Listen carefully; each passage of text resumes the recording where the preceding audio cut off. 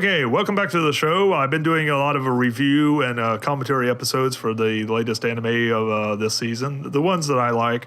And one of those I really haven't done an episode on. I've mentioned, I've done a brief commentary, introduction. I've done a brief episode explaining that I like it, one of the things I like about it, but I haven't done an episode breakdown and commentary on each episode. Some of them I really couldn't because they dealt with content that I really didn't feel like comfortable talking about. It was funny episodes, but some of that, there's been one or two or three that I just like, I'll pass on commenting on those. This episode, I decided going forward, each week I really enjoy this one. It's a nice anime. It's only like 8 or 10 minutes. I love those type of animes. They're funny, especially the funny ones, and the more adult ones. I like the animes that are kind of they're not in high school. They're more everyday working Joes. You get to see a little bit about how the bookstore works in Japan. That's why I enjoy Skullface. That's why I really enjoy watching Skullface, Bookseller, or Hoda-san. I really enjoy this. I look forward to it every week. Basically, you get to see a little bit more, about his adventures and misadventures of working in a Japanese bookstore. I love the opening scene where the guy's like buying all these tons of books. I can only imagine that'd be like the most horrible, nightmare for like a bookseller. Like if somebody just comes up to the counter and just like stacks down like tons of books, and you're just like, oh God. On one hand, you're happy. On the other hand, you're like, oh God, it's going to be one of those days. You just know, like, this day is not going to end well. And sure enough, the guy's got this horrified, like, he's almost like, even though he's buying it, he's like horrified, like he's almost zombified. Like, he's buying the books, but he's almost like he's being like under like duress, like buying these. Like, there's some guy over there, like, buy the books. That's the look he has on his face, like, help me, please. Like, it's kind of funny. It's like, and he's obviously having trouble carrying these, even though like Hoda-san, like, look, I can help you with these. And the guy's like, no, I got these. And you see him like dragging the books away. That was kind of funny. And then eventually he goes on like this conversation. I like about like he's having this debate. Like, I guess all booksellers have that at this point. Like, it's digital finally just going to kill like print books and bookstores, and or like are we an endangered species? Like, he's thinking. I love the scene with the mafia guy. The Yakuza type. Comes in there like he's friendly. He looks nice, but you obviously can tell he's a Yakuza. He's like at that like like don't mess with me. He's nice. He's polite. Like, have you got this book? And like Hoda-san's like, yeah, I got this book. And then he notices like that guy's missing a finger. That made the whole episode worth watching. Just like, and they even put a note like, no, that was not an artist's mistake. That guy is missing a finger. Like, and he's freaked out. He's looking at the book the whole time. He's like freaked out, like looking at the book. And he finally comes back. He's got this horrified look on his face. Even as a skeleton, he's got that like concern. It's like really well drawn the way they do that, like a skull, like showing like fear. And he gets in the book. He's like, oh, cool. And like everything's all right. He's like.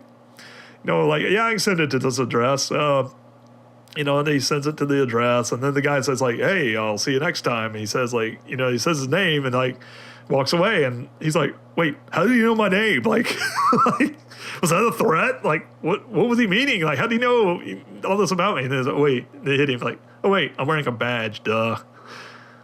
Like if you've ever worked in like any kind of store or anything, and in the past, you forget, like when people say like, oh, well, hey, Brian, how's it going? Or hey, so-and-so. And you're like, how'd that guy know? Oh, yeah, duh. I'm wearing a badge. Like, duh. I love the part with the kids. Although that part kind of frustrated me a little bit. I've, like I said, I've worked in stores. There's always been, at some point, like kids like run up and like want to buy something. Especially if you've ever like worked at the register. And you've ever had that moment like where they don't have enough.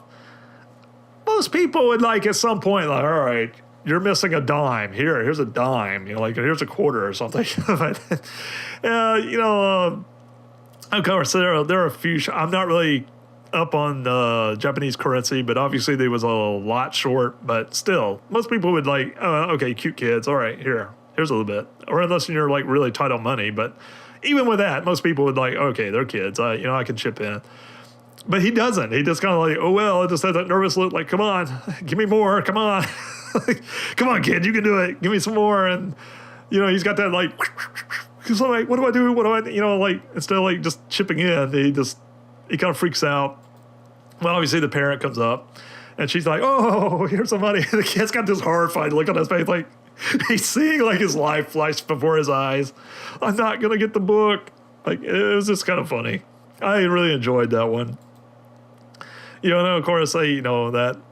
Then they go into a story of like telling their like the war stories about stuff that like stuff that they've had problems with. Not really problems with kids, but they've like their horror stories about kids. They showed this young girl. She's running looking for her mom, and eventually you find out that the female employees like talk about like the horror of seeing like the kid looking for the mom, and then the mom's like in the the erotic section, and the really kind of stuff that kids don't need to see.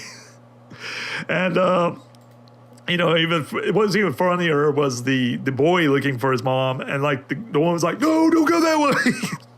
She obviously was over there, but she's like, no, telling her son, don't go over there, don't cross that line. That boy's like, anyway. The woman, I mean, literally, it's hilarious. Just the look on her face, like think of like an NFL, like this linebacker, just like no, or something, like just got her hands waved out, like a soccer goalie, like does no, you can't pass this area, don't go near it, you'll never recover. Like she wants her nowhere near, like she's over there, but she wants her son nowhere near it. It's just hilarious. And, the bookseller's like looking on, like. Yeah, just it's kind of funny, and obviously some of the characters that work in this bookstore are like perverted because I guess they're kind of hinting this woman's like a lesbian or like into young girls or something. It's kind of weird. It's not really funny because like she's describing the scene, like the young girl, but they're all, even like the booksellers are like horrified. But by the time they get into the at the end of the story, it's Hoda-san like telling them about a story about the other employee, but somewhere along the lines they get onto him, and so like he's the one that did it. Like, you shouldn't do that. It's like, hey, wait, it wasn't me. And like you're telling a story, and they're like, okay, that person's not here, but I'll get onto you. That was kind of weird. It's like it was funny, but weird, and I love the end of it, or the final part. I loved. It really made up. I mean, there were so many things about this episode that were hilarious and funny that I really enjoyed. But the two, the son, the father and son from Texas, that was hilarious. They come in there for Naruto books, and they're speaking English, and he's kind of like looking on, like, wow, even in Texas they like Naruto, and he's kind of glad. They're just like get this like tears in their eye, like, oh, we've arrived at the Holy Land. I mean, they're crying like they're witnessing a birth or something. It's just weird. It's like it's the happiest moment of their lives, like. And then when he pulls back, it's like, talking about like how big of a fan they are of Naruto and everything, and it's like, oh wait. Then he notices like the son is like wearing like a Dragon Ball Z shirt.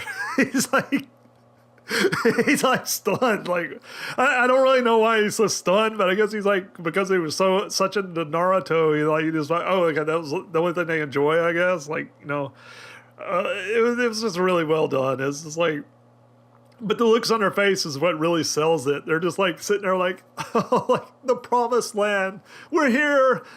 We can have all the Naruto manga we want and everything. Like, it's just, there's many things I like about this episode that was really fun, but that was one of the highlights of it.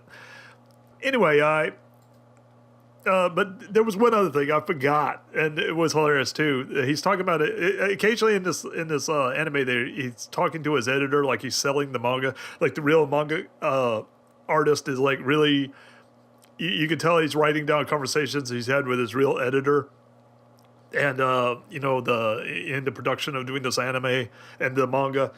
And he comes along and there's like, you know what, we're gonna do an anime, and we're gonna like switch you out, your skull face with like a beautiful young boy, like a glamorous looking, young man.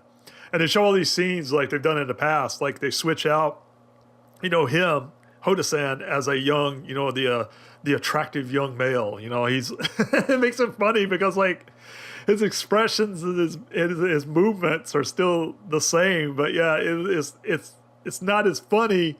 It's just kind of weird now because you've already seen the other scenes, but when you see it with him, the young man, the pretty young man, he's like, yeah. It's like the attractive young man kind of ruins it a little bit because it doesn't fit. That's why it's kind of funny. Which makes that's why I like the fact that Hoda-san is like they've got all their identities are like skulls and pumpkin heads and rabbit ears and all that. But, and it makes it funnier. But when they're like normal people, it would still be a good show, but not as funny. So that's all for this episode of this review and commentary on the Skullface Bookseller Hoda-san, episode number 8. I really enjoyed this episode. I enjoyed this show overall. Like I said, there's a lot of funny parts. It's a short and sweet, anime.